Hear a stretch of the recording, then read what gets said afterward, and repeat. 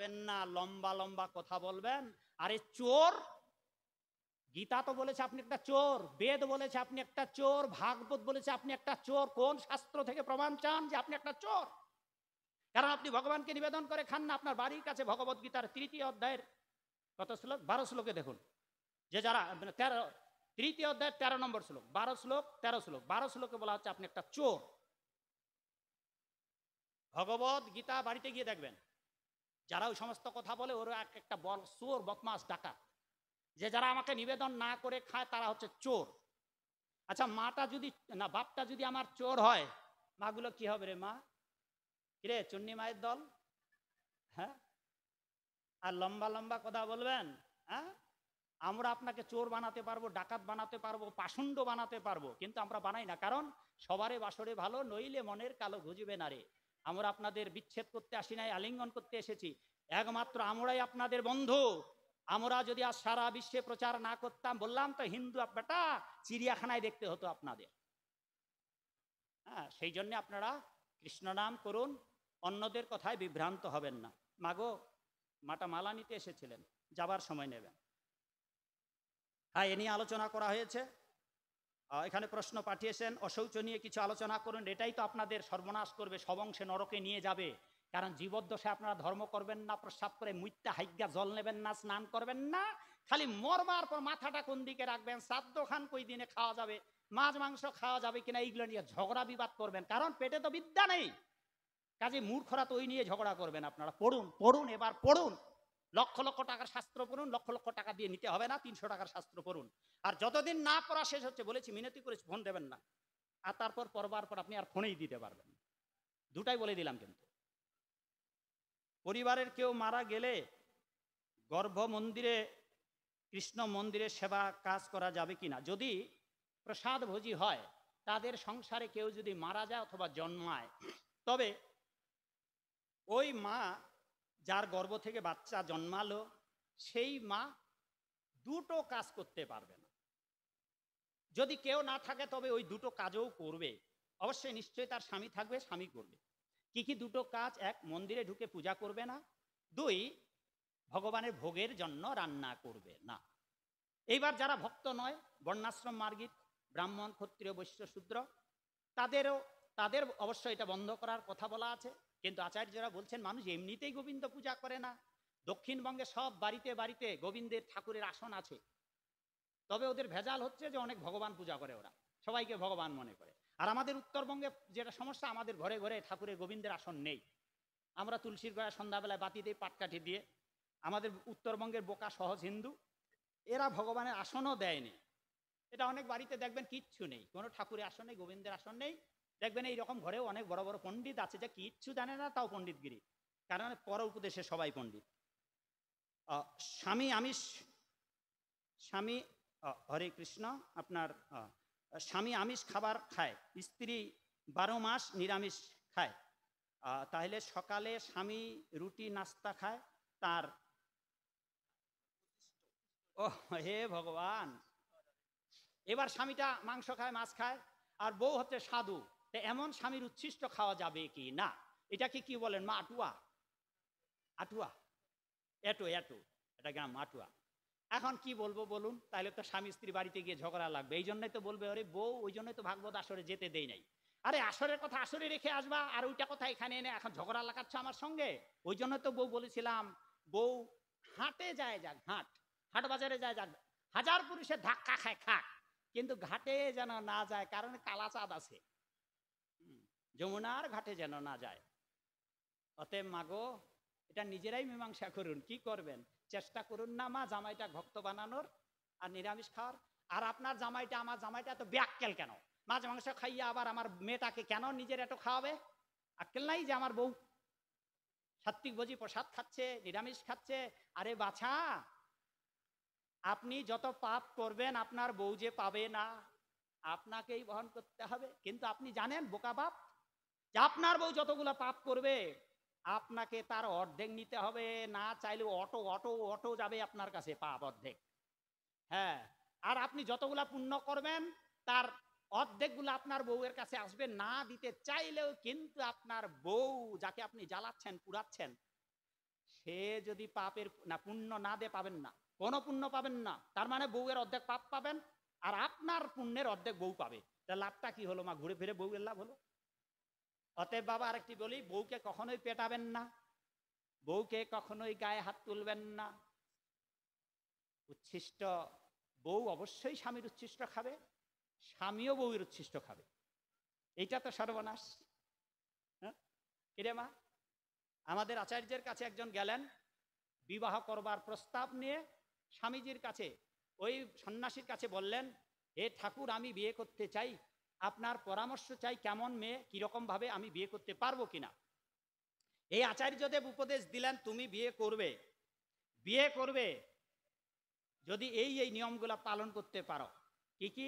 তুমি বিয়ে করবে, রান্না করবে, রান্না করে রন্ধন করে গোবিন্দকে ভোগ লাগাবে, গোবিন্দকে ভোগ লাগিয়ে তোমার স্ত্রীকে পারস দেবে, বসিয়ে জায়গা দিয়ে তাকে খাওয়াবে তৃপ্তি ভরে, তার অবশিষ্টাংশ তুমি খেয়ে পরম বৈষ্ণবীর উচ্ছিষ্ট খেয়ে তুমি শান্তি লাভ করবে। যদি এটা পারো তবেই বিয়ে করো। কারো বিয়ে করবে এইভাবে কেউ? এই হচ্ছে কৃষ্ণ ভাবনার সংসার বাবা, অত সোজা নয়। আর বউকে যদি পেটান, আর বউ যদি কান্না করে জল ধরিত্রী মাতার গর্ভে পড়ে, ওই বাড়িতে আর লক্ষ্মী কোনোদিনই থাকবে না। সেই জন্যে নিজের হাত খানা দুখানার একখানাও বউয়ের পিঠে উঠাবেন না। দরকার হয় নিজের গালে চট থাপ্পড় দিয়ে ঘর থেকে বেরিয়ে যাবেন। কাউকে তো একজনকে কথা বলা বন্ধ করতে হবে, নাইলে ঝগড়া থামবে। একজনকে ঝগড়া করা বন্ধ করতে হবে। দুইজনে যদি ঝগড়া করেন, ওরে বাবা অবস্থা খারাপ। বোঝা গেল? এই গেল তো সাধারণ সংসার নির্বাহের কথা। তো মাটিতে পোড়া শুকনো ছিদ্র কি? মাটিতে পোড়া শুকানো ছিদ্র অর্ধেক নষ্ট, কি এটা বুঝি না, বলো তো। তুলসীর মালা কণ্ঠে ধারণ না করিয়া কৃষ্ণ পূজা হবে না, কোন শাস্ত্রে কোন শ্লোকে আছে? আমরা বাবা কন্টাক্ট করি নাই, ঘুষও দেন নাই যে আমরা এটা বলে দেব। সেই জন্য আমি আপনাদেরকেই বলতে বলেছি, আপনারা পড়ুন। নিজেরা তো প্রশ্ন করে পাঠান আর পণ্ডিতগিরি করে বেড়ান। কোন শাস্ত্রে আছে?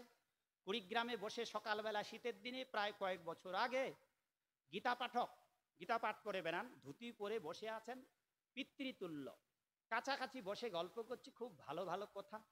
এক সময় বললাম, বাবা কণ্ঠটাও চমৎকার, পরনেও ধুতি, বয়সও হয়েছে, কতদিনই বা বাঁচবেন, ভাগবত গীতা পাঠ করে বেড়ান, তো বাবা গলে একটা তুলসীর মালা পড়লে হয় না?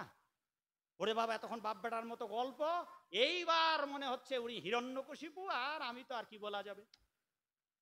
একেবারে খেপে গেল, বলল গীতার মধ্যে কোথায় আছে তুলসীর মালা পড়তে হবে?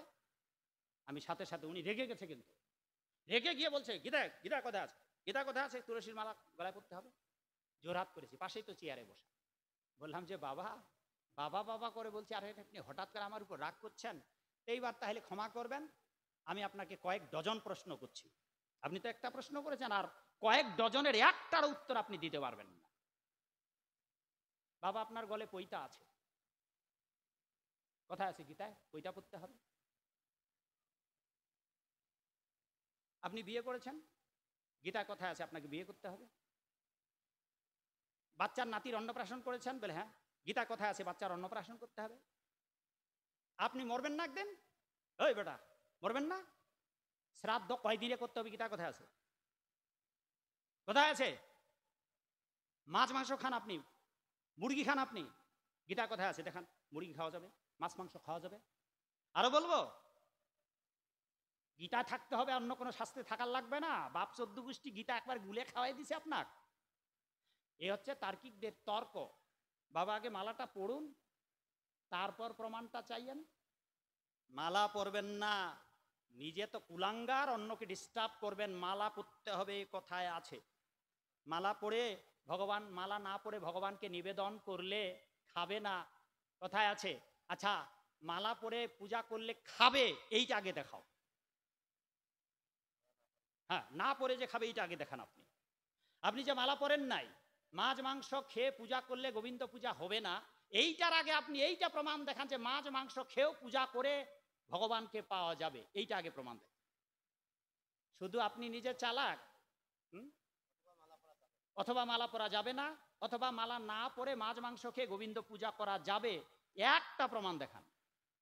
কার কথা বলবেন যে মাছ মাংস খেয়ে সাধন ভজন করেছে? ওরা একটাও কৃষ্ণ ভক্ত নয়। যতজনের নাম আপনারা বলবেন, আর আমি প্রমাণ করব যে ওরা একজনও কৃষ্ণ ভক্ত নয়।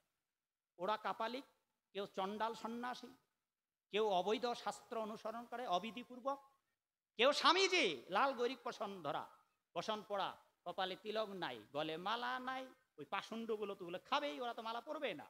আর আমাদের দর্শন চৈতন্যের দর্শন, কৃষ্ণের দর্শন, সেগুলো নয়। এখন অনেক ভারতীয় অনেক পণ্ডিত বলতেছে মহাভারতে পাণ্ডবেরা মাংস খেয়েছে, তা মহাভারতে পাণ্ডবেরা তো সশরীরেই বৈকুণ্ঠে স্বর্গে গেল। ওই দেহে অর্জুন সুতলোকে গিয়ে কৃষ্ণের 7 ভাই মরা ভাইকে জীবিত করে নিয়ে আসলো অর্জুন সহ। অর্জুন ওই দেহে স্বর্গে গিয়ে নৃত্য শিখলো।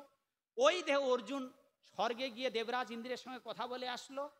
তা পাণ্ডবদের দোহাই দিয়ে আপনি মাংস খাবেন, মাছ খাবেন, তো আপনি যেখানে দাঁড়িয়ে আছেন, বসে আছেন, ওখান থেকে 4 ইঞ্চি, 1 ইঞ্চি, হাফ ইঞ্চি মাটির উপরে দাঁড়ান তো দেখি। এই সমস্ত পাষণ্ডগুলো এখন শুধু তাই নয়, বলছে কৃষ্ণ বিশ্বরূপ দর্শনে মানুষের মাথা মাংস কুরুক্ষেত্রে সমস্ত যোদ্ধাদের চিবিয়ে চিবিয়ে খাচ্ছে এক পাষণ্ড চণ্ডাল সন্ন্যাসী সাধু, কি যেন নাম, প্রসাদ, সেই বদমাইশটা এইভাবে বলে বেড়াচ্ছে। আর সাধারণ বোকা মানুষেরা ভাবছে ওরে বাবা ঠিকই তো, বিশ্বরূপ দর্শনে ভগবান কৃষ্ণের মুখ দিয়ে এইদিকে পিতামহ ভীষ্ম বাইরে হয়তো ওইদিকে দুর্যোধন দ্রোণাচার্য সবগুলো দাঁত দিয়ে চিবিয়ে চিবিয়ে খায়। তা খাও বেটা, ধরে ধরে মানুষ খাও, তুমিও খাও, তুমিও খাও। এইগুলো দ্বারা সহজ সরল মানুষদেরকে বোকা বানাচ্ছে ভারতের মতো পবিত্র দেশের এই মূর্খ জ্ঞান পাপীরা। ততএব বাবা এইগুলো আপনাদের শোভা দেয়। যদি শাস্ত্রগ্রন্থ পড়েন তবে আমাদের মুখ থেকে এই প্রশ্নগুলো বের হয় না কেন? কারণ ওগুলো আমরা ভালো করেই জানি এবং বুঝি। মাছ মাংস খেয়ে তুলসীর মালা ধারণ করা যায়, এটা কোন শাস্ত্রে কত নাম্বার শ্লোক? আরে বেটা নাম্বারটা পরে শোনো, আগে মালাটা পড়ো, তারপর ওই বই পড়ো, দেখবে সেখানে যমরাজ বলছেন কি অনাচারী কি বেবিচারী যাদের গলে তুলসীর মালা আছে তাদের গুরু পাপে লঘু দণ্ডে দণ্ডিত করা হবে। যেমন যাদের গলায় মালা আছে জীবনে তো অনেক পাপ করেছেন, আর বলছেন মালা পরবেন না, আর এখন বলছেন মালা পরার প্রমাণ দেখান। কয়েকশো প্রমাণ ওই ওই শ্রাদ্ধ তত্ত্ব বিচার বইটাতেই আছে, মালা পড়তে যে হবে। এবার মালা পড়লে যমরাজ আপনাকে লঘু গুরু পাপে লঘু দণ্ড দেবে। গলা, ও মা, জীবনে তো অনেকের মাছের গলা কেটেছেন আপনারা, বাবা ভুড়ি, পুঁটি মাছের ভুড়ি টিপে বের করেছেন না? যমদূতেরা আপনার যতগুলা ভুড়ি বের করেছেন জীবের, ততগুলা ভুড়ি যে আপনার পেটে জন্মাবে আর ভুড়ি বাইর করবে, তখন কেমন হবে আপনার অবস্থা? আর যতগুলা গলা কেটেছেন বটি দিয়ে, মাগুর মাছের, শোল মাছের, পুঁটি মাছের, কই মাছের, ততগুলো গলা যে আপনার ঘাড়ে জন্মাবে আর একটার পর একটা গলা কাটা হবে, আর আপনাকে যে আপনার দেহের মাংস খাওয়ানো হবে। মুখস্থ আছে শ্লোক নাম্বার, বরাহ পুরাণে পড়বেন। যতগুলা প্রাণীর মাংস খাচ্ছেন আপনার দেহে ততগুলো মাংসের উৎপত্তি হবে আর আপনাকে খাইতে হবে। সেগুলার প্রমাণ এই বইগুলোতে আছে। একটা কথা মিথ্যা বলবো না, একটা কথা অসত্য বলবো না, যতগুলো বলছি সব বইয়ের মধ্যে আছে। খালি প্রশ্ন তর্ক, এটাকে কুতর্ক বলে। অতএব বাবা এগুলো পড়ুন, দয়া করে নিজেরা পড়ুন, তাহলে অন্যেরা আপনাদের ধোকা দিয়ে বোকা বানাতে পারবে না। নিজেরা পড়ে ওখানে সাথে সাথে আপনারা জবাব দিতে পারবেন। অতএব কি সম্প্রদায় কি এটা করো তো, করেন তো বাবু।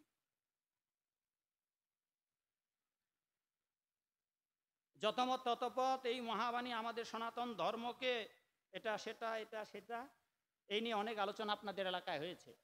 পদ একটি, এই কলিযুগের যুগ ধর্ম একটি, হরের নাম হরের নাম হরের নামইব কেবলম, কলৌ নাস্তেব নাস্তেব নাস্তেব গতিরন্যথা। In the age of Kaliyuga without Hare Krishna mahamantra there is no other way, there is no other way, there is no alternative. কলিযুগে কৃষ্ণ নাম সার, অন্য কোনো ধর্ম করলে নাই হবে পার।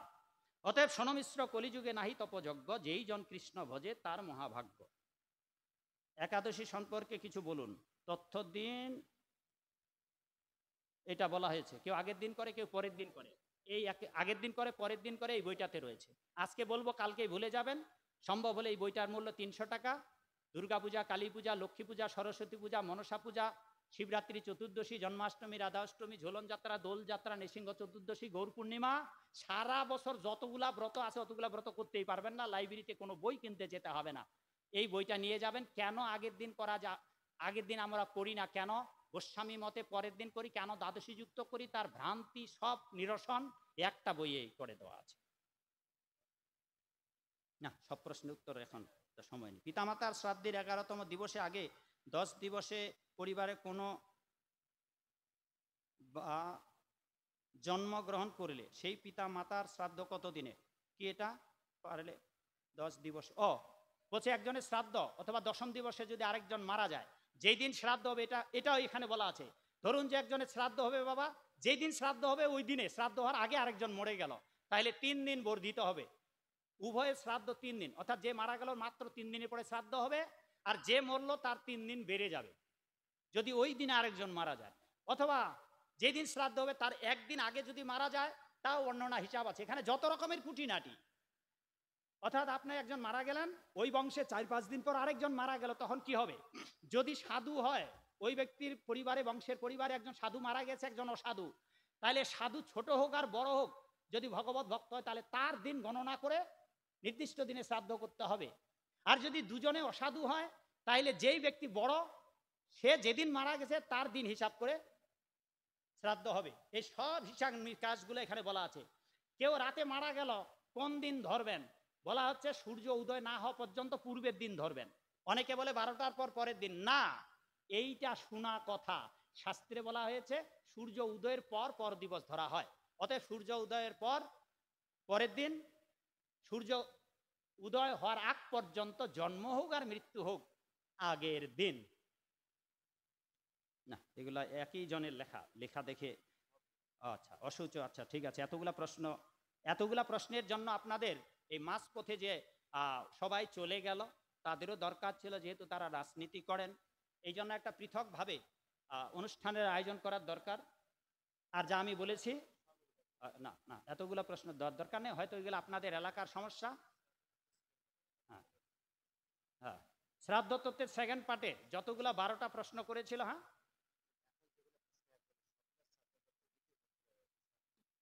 এখানে যতগুলো ভাইটা প্রশ্নগুলো দেখেছে, যতগুলো এখানে প্রশ্ন করে পাঠিয়েছেন, শ্রাদ্ধ তত্ত্ব বিচারের 2য় খণ্ডে সব প্রশ্নের জবাব দেওয়া আছে।